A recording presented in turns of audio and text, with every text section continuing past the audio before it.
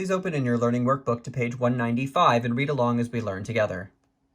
Now that we have learned about the exponential function, f of x equals b to the x power, and logarithms, we're ready to discover an important connection between the two.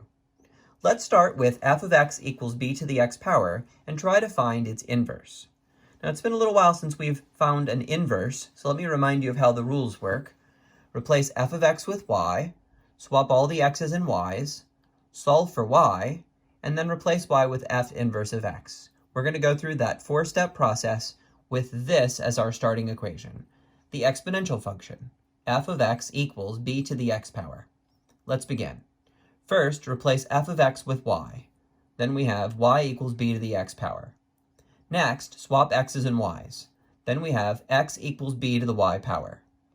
Next, solve for y.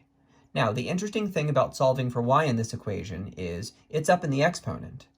We've done a lot of algebra this semester, but we've never once solved for the value of a variable when that variable was up in the exponent, at least not until this section. So, this teaches us a very important lesson, something that I will say to you quite a lot. When what you are trying to solve for is up in the exponent, use a logarithm to solve for it, and specifically, your converter.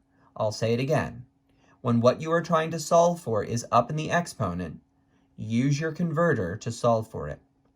Okay, so this is clearly an exponential equation. It doesn't contain the word log, so we start with the right side of our converter.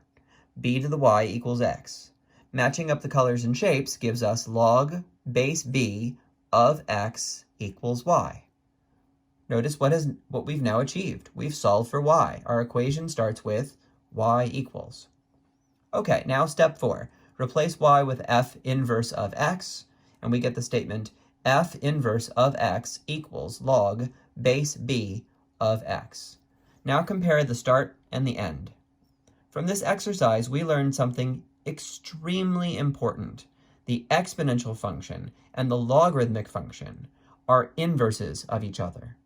The reason why this is so important is we can take everything that we learned about inverses earlier in this chapter and now apply them to what we know about exponentials to learn all sorts of wonderful new things about logarithms.